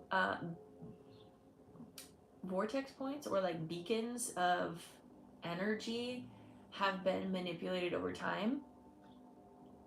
But those 2 points, the Eiffel Tower and the Statue of Liberty, literally hold like a subway to each other. What's a like a tunnel. They hold an energetic tunnel to each other, and they share information to one another. So what happens in Paris also simultaneously reacts in New York, which is kind of interesting.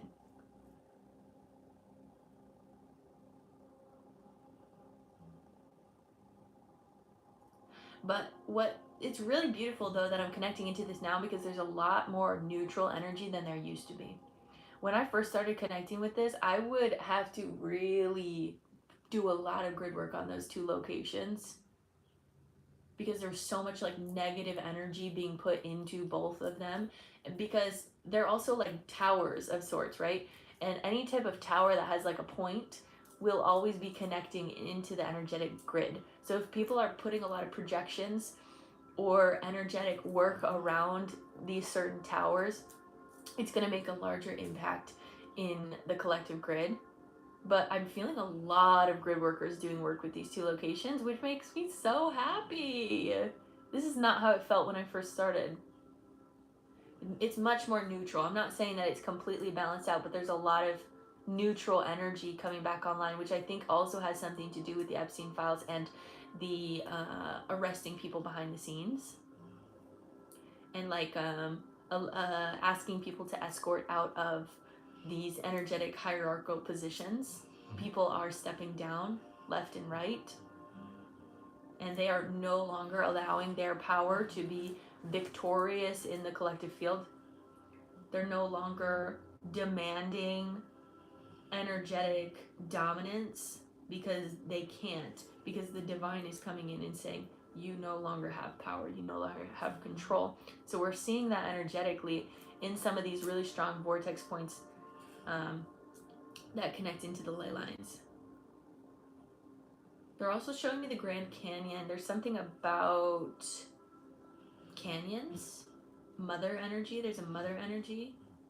So they're almost showing the difference between a mother vortex point, which tends to be a natural circular or rounded thing that connects into the vortex, and then the more masculine things are like towers, things that are more pointed at the top. And so they're showing this necessity to balance or hold respect for more of the mother energies on Earth, and allowing more people to travel to these locations to connect with the vortex points. And they're also showing me Sedona, natural grid connections. They're showing me also the oceans. The oceans are really strongly active right now with the work that they're doing. We've done a lot of work in this collective with the oceans, with the Temple of Poseidon, with letting go of collective wounds around Atlantis. We've done a lot of work with that, pretty early on in my healing career. And as I'm tuning in again, this is just so beautiful that I'm like tuning into the grid and just like seeing all of this energy that we've worked on, and I'm feeling the collective doing so much of this work on, that there is just a deeper harmony in the field. There is like smiles all over the collective field. People are just happy. There's freedom. There's freedom, free will, bliss, enjoyment. These are the energies that I'm feeling in the field right now. There's a Poseidon barge I pass every day on the Chicago River on my daily walk. I love that. What? That's so cool. So that's what I'm feeling.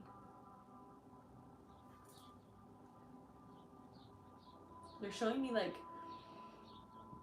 more flowers, different foliage, which I've talked about before. On New Earth, there's a different foliage, because there's going to be able to be more species coming to life.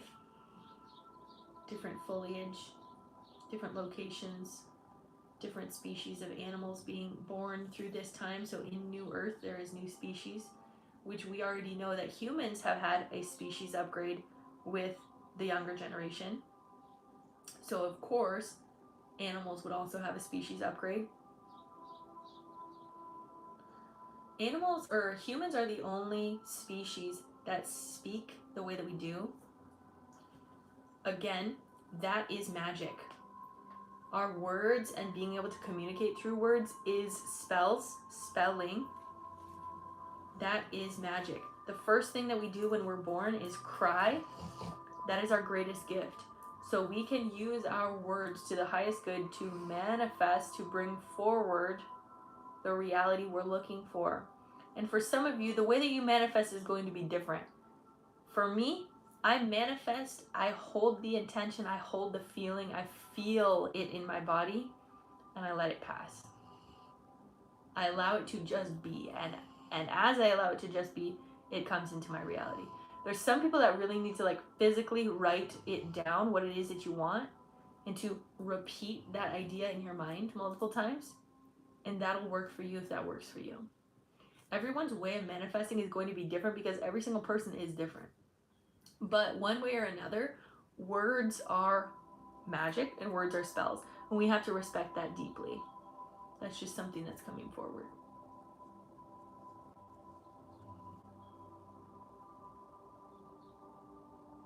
Oh, I love that. I love that. So, I love when you do collective. Can you speak a little bit about astral projection? Yes. Okay, wait. Give me a second. Before I do that, my ankles. I'm gonna go use the bathroom real quick, and I'll be right back, you guys. Oh my gosh. No, no, Ruby, don't stay.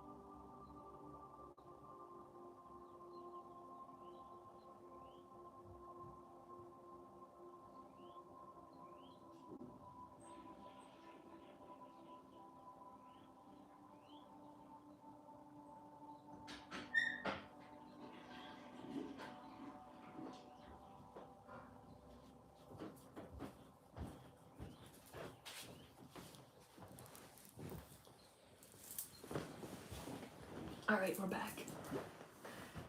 Word concept of the day: silence. Silence.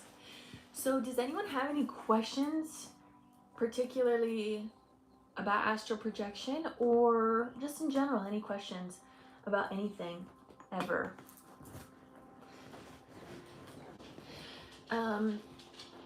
So astral projection, let's see if Spirit has anything particular for me to say. Astral projection is our natural state of soul. It is where our soul is free, is limitless. And so our bodies all naturally know how to astral project. It is what we do in our dream state. It is what we do when we are in some way disconnected from our physical body.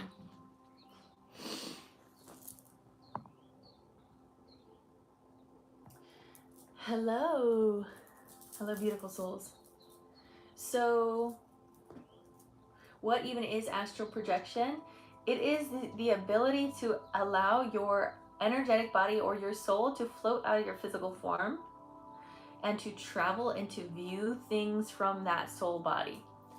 And so understanding that we are souls experiencing a human journey kind of helps understand that astral projection is almost more natural to us than to actually be physically in our body. Our physical form is the limited form in order for us to understand our limitlessness. So we come into the physical form almost as like an adrenaline rush, almost. They're like, oh, you're scared of being in your body because of all of the limitations? All right, let's do it, right? Like daredevils. Daredevils come to earth. That's what I have to say about that. Your soul wanted a little bit of adventure, and so it came to earth to experience the limitless or the limitedness in order to understand that even in the limited, you are still limitless. And so astral projection is the part of us that can really experience that limitless potential, where we can go explore, we can go energetically view different places and view different areas of reality and walk through walls and experience the ocean and experience other planets and all of these different things. That is our natural soul body. So when we're in those spaces, we can also do this, just when we're meditating. Sometimes in meditations, we'll just drift off. That drifting off or that daydreaming concept is in a lot of ways astral projection. I mean, they are and they can be different. When we hold intention, it can be a bit more powerful. So I was an active daydreamer as a child, never learned anything in school, but I learned a lot about my daydreams. I learned a lot about nature and earth in my daydreams because that's all I would go to. I would just go camping in my mind. I'm like, oh, I'm going camping.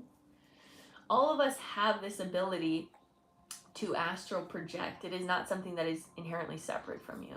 I just want to make that kind of clear. In the same way that all of us are naturally and inherently psychic. It is what it is. Once you can accept it, you can start using the gift. A limited form to teach us our limitlessness. Yes. Or the other way around. Yes. Is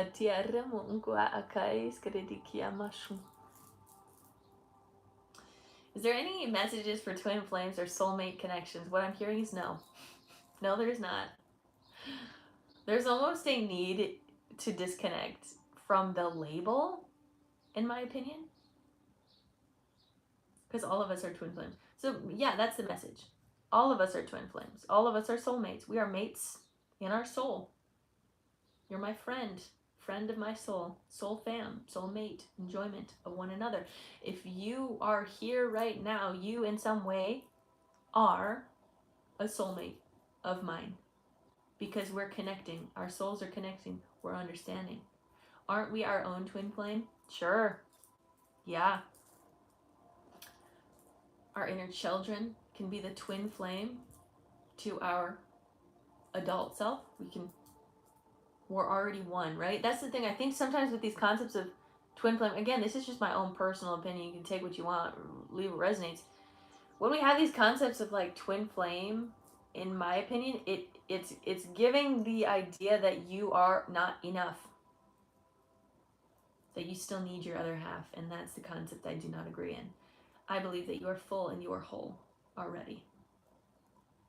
And everyone that you meet in some capacity is your soulmate, and everyone that you meet in some capacity is your twin flame. Why? Because every single one of us is God.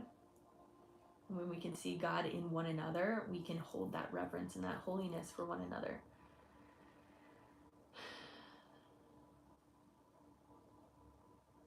But was also vast nothing. I was tiny in their presence, but not afraid. I don't remember what they told me. I love that. That sounds like the Cosmic Mother, in my opinion. I've worked with her very often, where she is literally everything, and she's also complete darkness, because light comes from darkness. Isn't that wild? The darkness is the womb that creates the life, the light. And sometimes you don't have to remember what Divine Mother told you. It's just a matter of remembering the feeling that exists within her. The feeling of divine everything and the feeling of divine nothing. And it reminds you to not take things so personally, because you are all things and you are nothing. So take what you want, leave what you don't, right?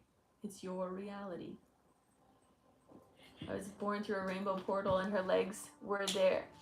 Were these huge trees. Oh my gosh, I love that so much. I love that so much. That makes me very happy. Yeah. I see myself as a devotee of woman.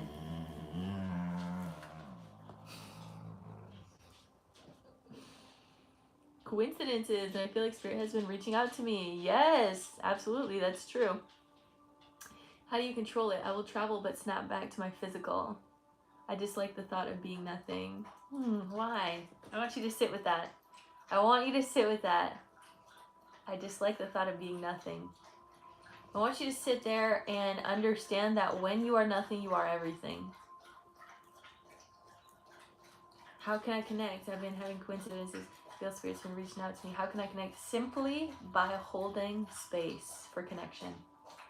When you can hold intention for connection, your body over time will start to allow you more to receive messages, but also your spirit team also wants to kind of be like, are you actually ready to receive? So sometimes you're going to sit in this moment of reverence. Say you're feeling that they're ready for you to connect.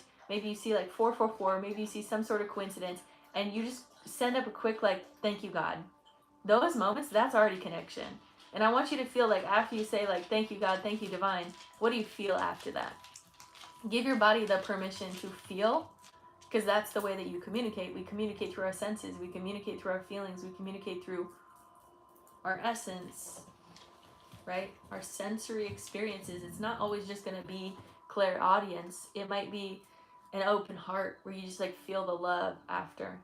Or it might be, it's going to be all different things, okay? So that's what I'd suggest. But the main thing is hold presence. Just be. Send up a little conversation and be like, hey, God, hey, Spirit, hey, Source, hey, Creator. I feel like I've been connecting with you. I just don't know what that really looks like, but I'm going to keep connecting and I'm going to keep continuing to try to build a relationship with you. And the more that you consistently, hello, Goose, the more that you consistently hold that presence, the more that it will be honored. Come here. It will be honored. This whole time I've been called to do energy weaving. Let's go. Let's go. Okay, coming back to this concept of astral travel. How do you control it? I will travel but snap back to my physical. So there's no need to really control anything to an extent, right? Over time, you'll be easier able to control it. But hey, stop with the moaning and groaning. But when your body snaps back to your physical reality, that means some part of you, one, was done with the travel, or there's something where your body was afraid and so it needed to come back into reality, or there's something literally in your physical reality that needed your attention more. So whenever those moments happen, just hold respect, hold reverence to it, and be like, okay, I'm being called back. All right, I'll take that for now. And then just sit with yourself after that moment that you're being called back into your body and be like, okay, what do I need here in my presence? What do I need here? Because sometimes the other thing is when we're astral traveling too much, then we start to become more non-human than we are human. And we have to balance those out. If we're in our human body, we have to be human. It's a part of it. It's part of the journey. I know it sometimes is like annoying, but also it's the most beautiful thing in the world. So if your soul is telling you to come back to your body, listen, hold respect, hold reverence, honor it.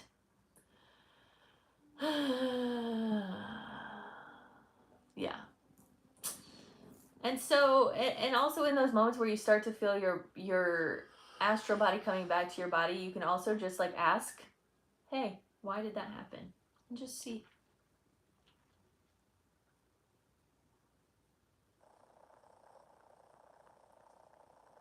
What does a winged lion mean to you? One would sleep at my door every night as a kid. Oh my gosh, that's so cute. I just got chills all over my body. Thank you for the heart me. I just got chills all over my body. Winged lion. I actually haven't worked with much of those. I know that they have like a specific name. I actually want to look up the name because it's like on the tip of my tongue. But the essence of them is very, very protective and very, especially as a child, if you had one around you as a child, that's a very beautifully protective energy. And I wonder if you just have a lot of, let me look it up, winged.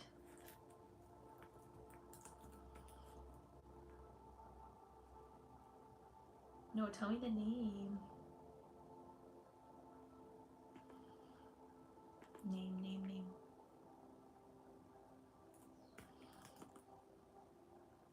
A griffin. Okay, that's what I thought. A griffin.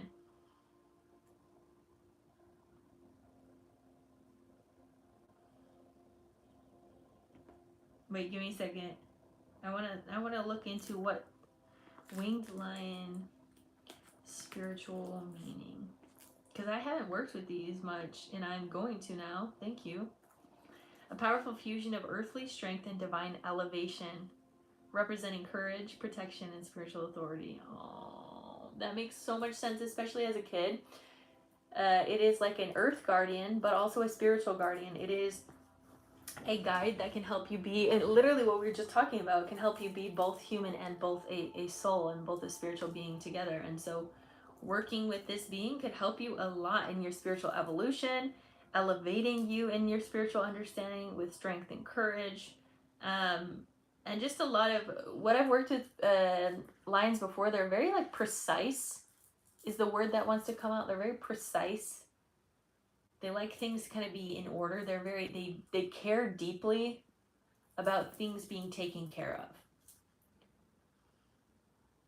So I want you to feel into that this guide has been with you for a very long time, since you were young, and has been a spiritual teacher and a physical teacher this whole time. Tune into that.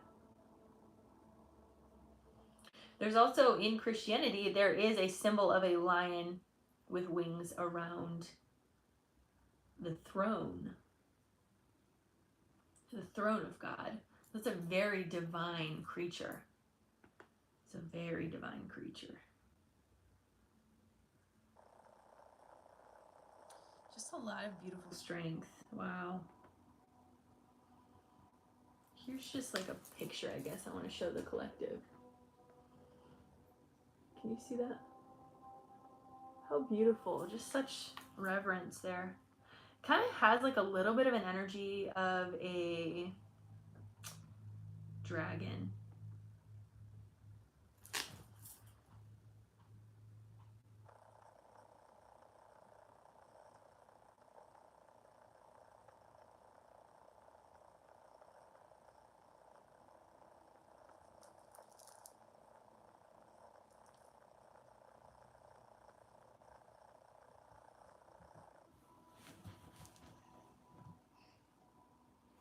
Give me a second. Sorry, you guys.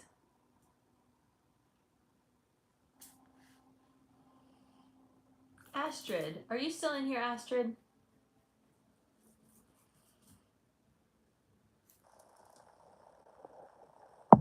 Is also part of Persia.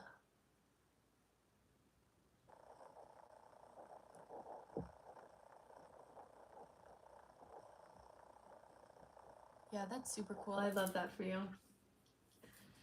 Griffin. What do you mean it's part of Persia? Let me look it up. Ancient hybrid creature with the body of a lion and head/wings of an eagle, commonly depicted in Iranian art and architecture since 3000 BC, revered in Persian culture and the something empire. They served as symbols of prosperity, happiness, and guardians against evil. Guardians against evil. Wow. Ooh, these are ancient. These feel powerful. Whoa. Feel the ancientness of this. Oh, sorry, TikTok is kind of being a little weird. Something there. Ooh, strong. That's like really ancient. Anywho, that's what I have for today. Do we have Astrid still in here? I had to ask her a question. She might not be in here any longer. It's strong. Crazy energy. I know, right? And I suggest you guys look it up on your own too if it didn't show through very well. Yeah, thank you for being here. No, don't be sorry at all. Don't be sorry. Just because something's strong doesn't mean it's a burden. I want you guys to hear that so deeply, Ramona. Just because something's strong doesn't mean it's a burden. It just is.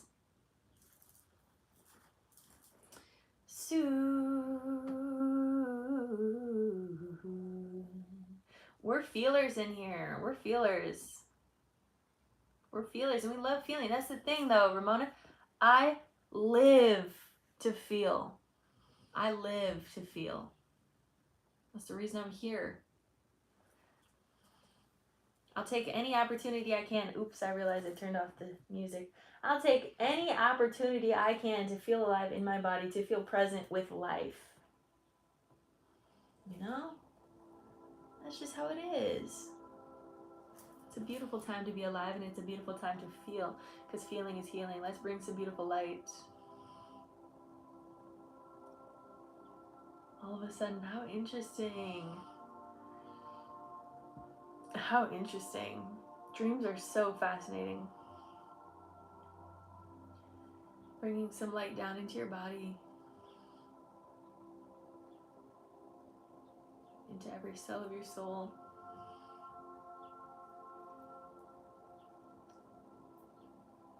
Was a lion in sun. Oh, Ramona. We talk about you connecting with the sun god a lot. That makes a lot of sense. Good morning, Greta. Bringing light down to your crown. Third eye. Give me a second, love. Throat. Heart. Solar. Sacral. Root. Hips, thighs, back of thighs, knees, back of knees, shins, calves, ankles, feet, pushing down into the earth, grounding down. Relax into the roots and the soil of the earth, the nutrition of our reality. Bring those roots deeper and deeper. Connect from crown to feet, deep into the earth.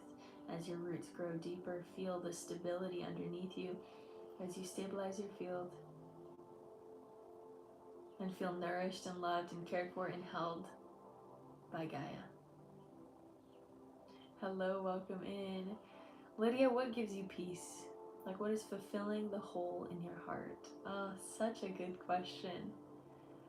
Peace that passes all understanding is from the divine. There is no hole in my heart because I am full and I am whole. The flowing and ever-flowing water fountain of unconditional love flows out of my heart. Therefore, nothing can ever be depleted because it is always overflowing. It is everlasting and never-ending. That is the energy inside of my heart. It cannot be depleted. It cannot be depleted. And I continue to believe in that. And when I believe in that, I always feel full and I always feel whole. And you don't have to believe in that, but I do, and it makes me feel good on the inside. And I also believe that I have angels and divine beings all around me taking care of my essence, taking care of the universe around me as well. And it keeps me sane. It keeps me held. It keeps me loved. It keeps me fulfilled. Knowing that I am exactly where I'm meant to be, following the path that I'm meant to follow, because I trust. Because I am. And the more I connect with my inner divinity and my inner holiness, the easier it is for me to station in bliss and peace and love and joy, because it doesn't make sense for me not to, because I know it's possible. So if I know it's possible to enjoy myself and to love life through connecting with the divine daily in reverence, there's no other way. There's no other way for me. Divine presence changed my life. connecting with God daily through my body, through my actions, through my thoughts, through my prayers is what keeps me whole and fulfilled. It is the living water that runs through me that never stops. And I am honored to hold it as a vessel. My body is holy. It is a temple of light. And that's what keeps me whole. And that's what I'll say on that. That was a great question.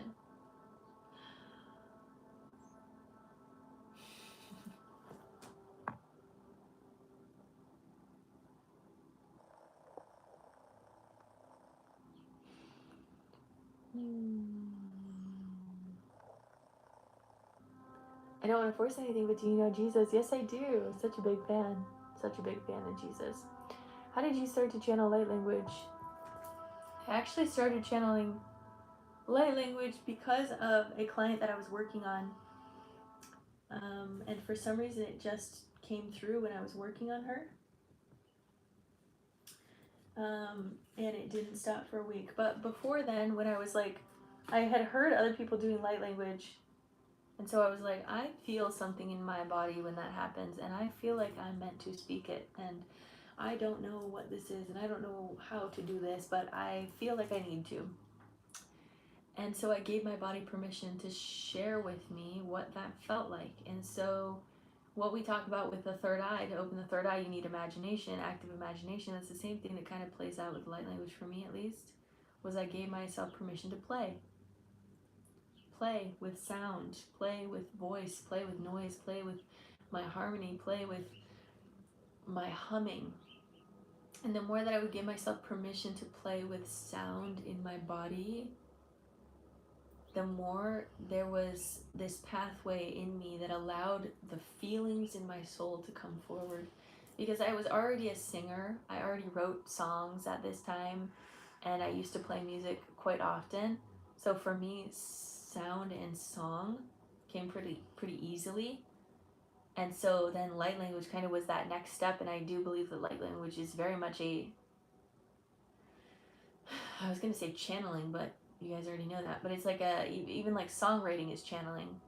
But anyways, so I started allowing my voice to like play with sound, and then I would judge myself, and I would kind of put it down and be like, oh, that's kind of weird. And then I would pick it up again after a couple weeks or a couple months, and I was like, okay, let me play again with my voice and see what comes through. And then I would start to kind of feel like I would get like this dialect or this language that came through. And then I'd be like, oh, that's kind of weird. And then I'd shut it down again. And then during that healing, during that session with that client, it just came through, and it full on, full force, because I was fully in a session. There was no way that I was able to doubt myself or be in the ego. Because when I'm in a session, I let the ego subside in a lot of ways. And so I couldn't doubt myself in a session. So that's where Spirit brought it through. And then it was just from that moment. It took me literally 3 days to like come back to like English. It's not going to be that way for everyone, but it was just so strong. I thought in light language. I was like speaking in light language all the time, singing in light language. It was like so many codes coming through when I was fully activated, and it was just really beautiful. So that's my story. I do think play is necessary. I judge myself still for light language. Yeah, working on it still.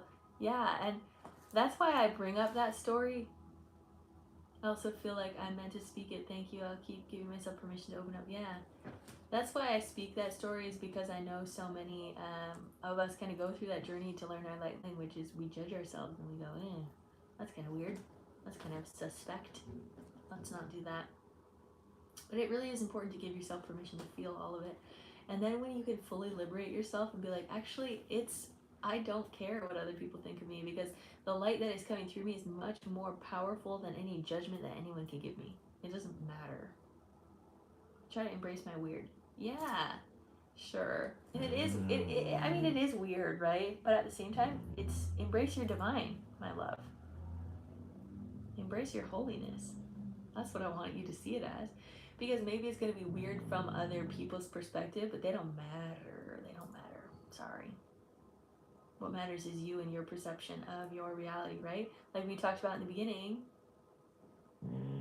if you respect yourself, other people are going to respect you. It's only weird if you think it's weird. Right. Like when someone says like, oh, that's embarrassing, it's only embarrassing because they just said it was embarrassing. It's not actually embarrassing. No one thought it was embarrassing until you mentioned it. Thanks. That's how it is.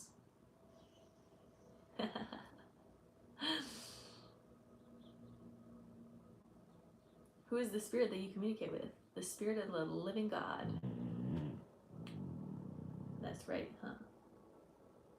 The spirit of the living God. Whatever that looks like for you, it's going to look different to each and every one of us because the spirit of the living God reflects our essence, our divine crystalline nature, right? God is the light that moves through our crystallized or crystalline body form and creates a different fractal of light and a different rainbow of energy all around us. That's what makes our aura. That's what makes us different. And each of our traumas or each of our experiences, anything in life, creates a little bit of a different fractal in our sacred geometry crystalline nature. And then the divine flows through us. And then our aura glows. That's who the spirit is to me. It's the light, the living proof of our existence. Our heart doesn't beat by us thinking about our heart. So what is the end of Ascension? I'm not sure. I'm a human. And I'm only meant to experience all that I'm meant to experience here. I'm not necessarily looking for the end of Ascension because I don't think it actually ends. And I think that's a brain-breaking thing to think about, so we don't have to go too deep into that. Do I ever listen to Bashara? I do sometimes, yeah. I do sometimes, not too often.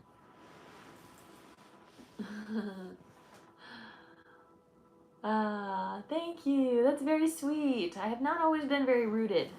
It has been a lot of learning lessons. It has. I think that's something that's really fun that you guys don't necessarily see is the journey that I had to go on to get to where I'm at now. It's very ungrounded, very, very ungrounded. Not like teen, but what is that age of like 18 to 21? I was very ungrounded during those years of my life because all of my gifts were coming online as a fresh child off into college. What does my shirt say? Cool it, cowboy. Cool it, cowboy. Young adulthood, yeah. Rooting, my biggest problem. I'm always up in the higher realms. Yes, right? There's necessity to be balanced between our soul body and our human body. That's the beautiful, like, juxtaposition of reality is when we can, like, not master, but kind of master staying present in your physical form and being fully present in your soul form. And then when it comes together, it's like, now I'm a fully present human. What? And you're fully spiritually online. And when you're fully present in your body and you're fully present in your soul, manifestation comes like that because you're grounded in your manifestation. Because sometimes we manifest when we're up here and we're like, I want all of these things, and we're up here. It's like, oh, it'll manifest in your soul. It's there. It's present there. But is it here? You gotta manifest and be present with your soul in your body. And things will come to you. You'll magnetize to your human experience. Thank you. Grounding and being in the 3D. Yes. I believe soulmates are brought together to trigger each other to heal, for sure. For sure. I learned to manifest all the good. I need to be ready to hold it in human form. Yes, I could always tell I was different. Now I'm like, thank God I was different, but it was a journey. Yes, girl. I get it. Of course, there's special connections with certain people, for sure. I mean, of course. It's like roots of living light that are just flowing up through you and flowing down endlessly. Ah, thank you. Thank you. I appreciate you seeing me. That is how I see myself as well. It goes and then it goes. That's how my light flows. Oh, thank you. Hello, spiritual mother. I hope you don't mind me referring to you as such. I just came to tell you I love you. Oh, thank you. I appreciate you. I love being called mother, and I don't want it to be like weird. And so I only like judge myself slightly because of how other people might perceive that. But I very much perceive myself as mother. So thank you for that and seeing me in that as well. And thank you for the beautiful donation over on YouTube. That's how all light floats, for sure. For sure. It's only weird if you think it is, right? We just talked about that. But I love it. I do. I care so deeply about you little chickens. And I just care. I love. Bringing some beautiful light down through your crown, third eye, throat, heart,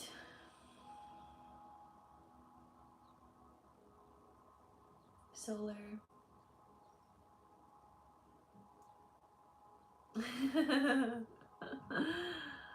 sacral,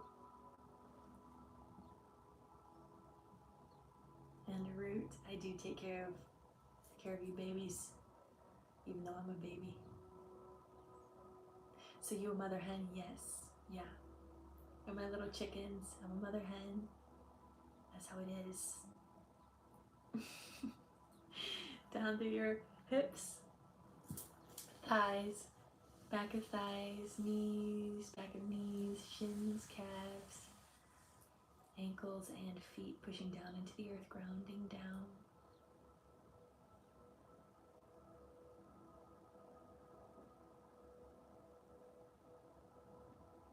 I really want you guys to feel that magnetic pull when you're grounding down. Feel the magnetism of Gaia in with your electromagnetic field and really feel your energy being grounded. Some of you, I want you to imagine a bungee cord being hooked to your root chakra, tugging all the way down to the crystalline core, and I want you to feel that tug. Allow your energy to go down. You might even feel it in your spine.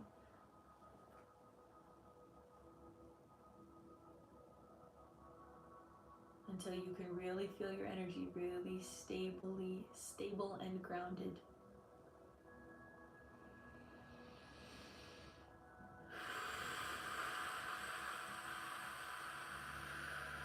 Feel those roots extending deeper and deeper, connecting with the rivers and the fresh springs under the water or under the earth.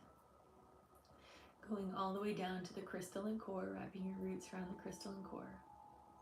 I want you to feel the divine connection of light going through your crown, third eye, throat, heart, solar, sacral, roots, hips, thighs, back of thighs, knees, back of knees, shins, calves, ankles, feet, pushing down into the earth. I want you to also connect into the mycelium network. Let go of any energy that needs to release right now. Anything that might be dying away from the old matrix.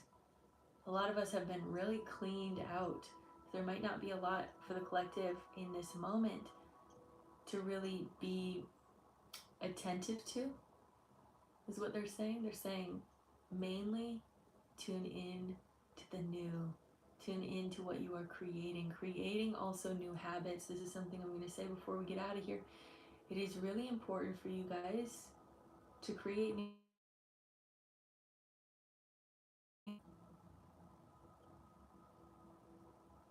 and to connect with creation.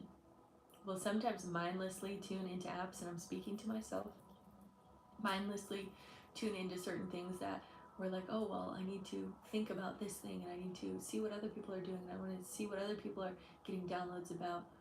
And sure, that's great and all, and it can be great for a time, but also understand when you are consuming so much and you're not allowing that channel to be fully released.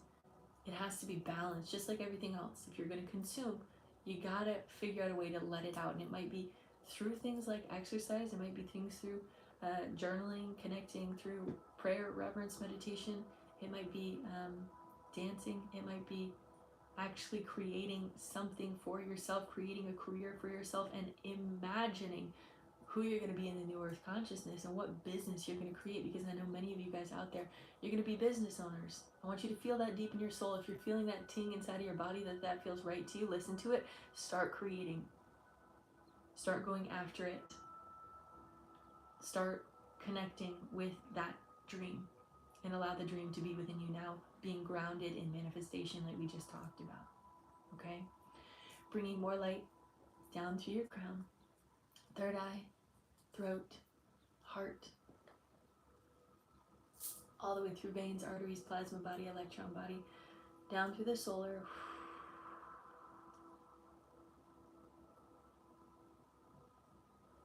going down to the sacral, going down to the root, going through hips, thighs, back of thighs, knees, back of knees, shins, calves, ankles, feet, down into the earth, grounding all the way down to the crystalline core. Wrap your roots around the core. Send this beautiful creation energy up and around to the new earth that we are creating here. Let it be. Let it be.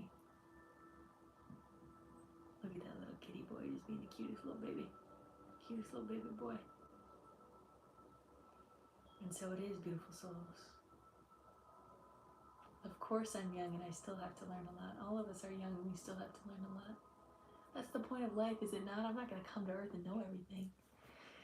I enjoy the lesson of learning. I enjoy not knowing. That, in my opinion, is also in alignment with the word innocence. I don't need to know everything. I don't need to have everything under my control. I just know what I know now, and tomorrow I'll know more things. The next day I'll know more things. That's pretty cool of me. Bringing up light back up to your roots. Feet, ankles, shins, calves, knees, thighs, hips, root, sacral, solar, heart, throat, third eye, and crown, all the way up to the heavens, allowing this to be your truth if it feels right to you, and bringing this energy all the way back down and around you. And so it is.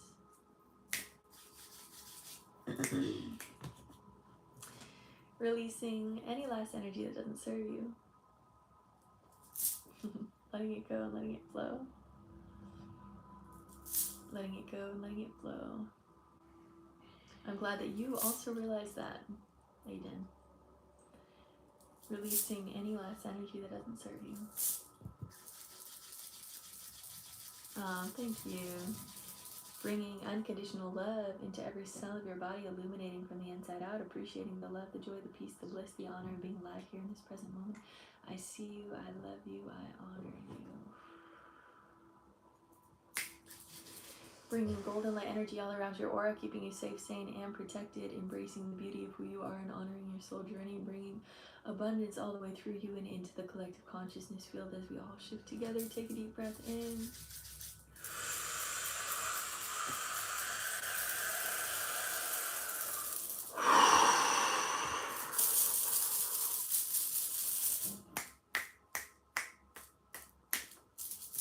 Your energy is yours. My energy is mine. And so it is. And so it is. Mwah. I love you, beautiful souls, so much. Thank you for being here today on this beautiful collective session. If you did miss any of the collective and you enjoyed it, or you wanted to just hang out in your own time or watch it again, oh my gosh, another beautiful gift. My dear spiritual mother, I must not leave you and continue my journey. Consider this a parting gift. This little chicken loves you very much, and I hope to see you again soon. Goodbye for now. Thank you so much for the donations over on YouTube. That was so sweet. I love you guys so, so dearly. Thank you so much. Oh my gosh, I'm being so blessed with such beautiful gifts. What? Overwhelming my heart with so much love, you guys. Thank you, thank you, thank you. Feel the love from my heart to yours through every single soul as we are ascending consciousness, as we are changing the world. I love you so dearly. Okay, I'll see you guys back here on Wednesday. Be there or be square. square. Mwah, mwah, mwah, mwah, mwah. Ah, thank you, thank you, thank you, thank you. Oh my gosh, y'all. Y'all, I can't handle it. There's so many gifts. There's so much love. What am I going to do? Okay, get out of here. I love you guys so much. Drink some water. Enjoy your day. Bye. Bye, YouTube. Thank you so much.